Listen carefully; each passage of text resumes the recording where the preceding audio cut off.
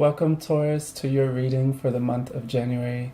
This is Amani from Year of Hue, and today we're going to be doing a reading on the month ahead and all the different things coming your way. So we'll be looking at some of the challenges, some of the insights, the questions, the doubts, the opportunities that are coming up for you in this month.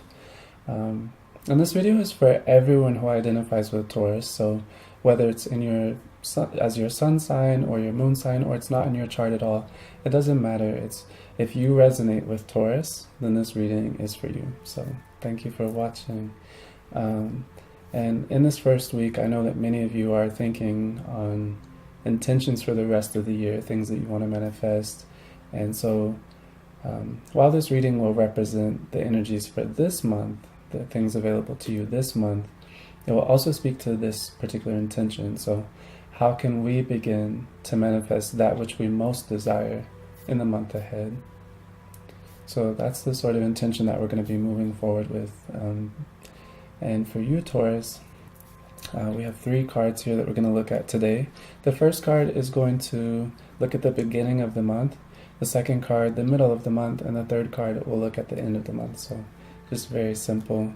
And we'll jump right in. So the first card that's coming up for you, Taurus, is Neptune in Cancer. And this is interesting because I just did the reading for Aries, and a similar card, Neptune in Pisces, came up, and it's really talking about some depth coming up in the beginning of January. So this is a time of high emotional sensitivity, or lots of feeling, and just a different sort of sensitivity, awareness, requiring some gentleness. The difference here, though, is that with Neptune in Cancer, which is your card, Taurus, this is the jar, and this symbol represents holding on to things.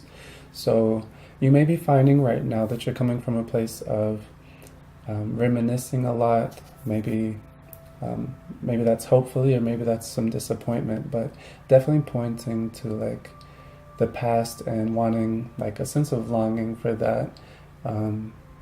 So maybe this is looking at old photographs, maybe this is getting rid of something that really has meant a lot to you for a long time. Maybe this is revisiting things from your childhood.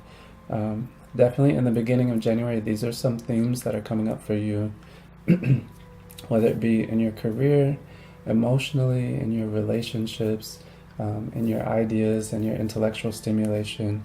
There will just be a sense, a definite current of revisiting things from the past and asking what they mean right now. So that's what January is opening for you, Taurus. And to look at our second card, we have Venus in Libra, and Venus in Libra should be the liar. Yeah, Venus in Libra is going to represent the liar, and you can see these they look pretty good together, right? They work pretty well together. This energy, though, is definitely going to speak to feelings of romanticizing things, feelings of like definitely a rose-colored lens. You can even see that in the card here. The liar is about the things that are really like harmonious and the things that feel good to us, the things that bring us pleasure. So I definitely see us being attracted, Taurus, especially for you. This is very much an energy that is already something you identify with naturally. So definitely a strong inclination to go towards the things that just feel easiest, right? The things that feel like they would bring us simple pleasures, the things that make our bodies feel alive, that make us, that speak to the senses.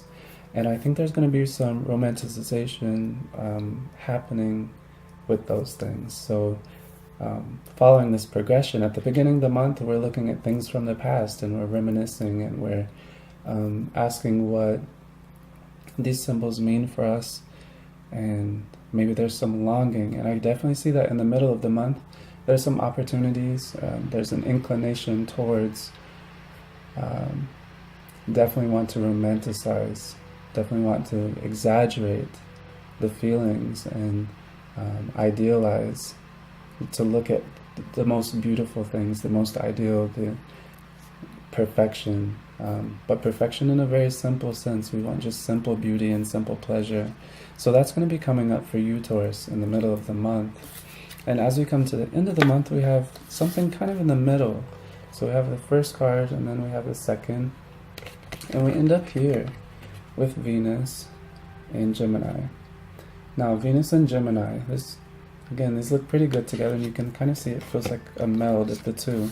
So definitely at the end of the month, you may find yourself feeling like you have more of a balance, but more of a balanced idea of what you want to do with those things.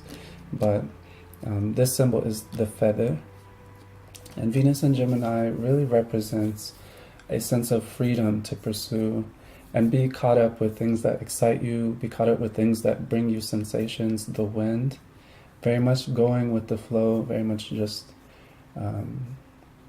allowing yourself to follow what feels right. And so I'm seeing that as a progression. Again, these are questions. This is not this for you to do what you want to do with these energies, but these are the energies that are coming up, that are available for you to work with. And so these energies are leading you to the things that are of the senses and the things that are of pleasure and excitement and just the simplicity of that. Very much a childish energy, a very childlike wonder, but also like a refined sense of what we want. So this may manifest in food, this may manifest in sexual experiences or other experiences of the body, and maybe things that just make your spirit feel lighter. There's definitely like a sense of lightness for you. There's depth, but overall it feels light. And so we want to ask, in manifesting what we most desire in this month ahead, what ways do we want to interact with the things that seem easiest and the things that delight our simple pleasures, our senses? What is that? How do we relate to that in the context of what we really want to build for the year? You may find, for example, that finances for you, Taurus, are very important to be looking at. And you may find in your career that you want to take certain steps, or you're not where you want to be, or maybe you just got to where you want to be. All of these things are possibilities, but maybe there's a need to look at what you're spending, how you're spending money or your time, how you're spending your energies around food, right?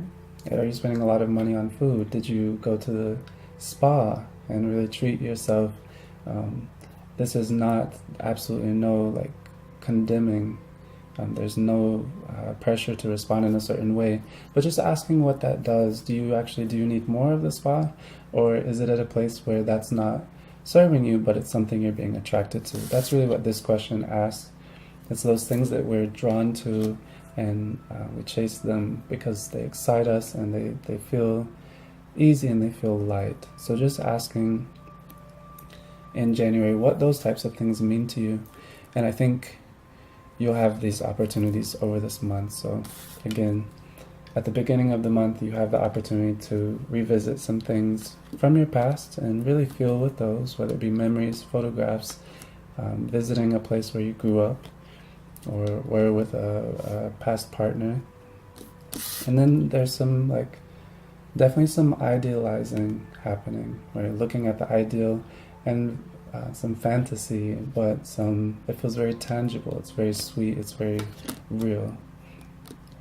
So asking in what ways is that real right now, and in what ways is that holding on to a memory or a longing for something. And then we sort of get something in the middle where we really are asking, do we want to pursue those things that just simply excite us, or is that actually pointing to a need to question that and exercise some discipline? It may be that you need to loosen discipline, right? And that's really for you to ask and see where that fits into your intention and the things that you want to manifest this year. But yeah, so thank you so much for watching, and please like, share, and subscribe if you found something that gave you clarity or understanding today. Thank you for listening, and I really hope that this served you. And if you want your own reading, you can visit us at intuithue.etsy.com for your own personal astrology reading or other service. All right. With love and light, thank you, Amani.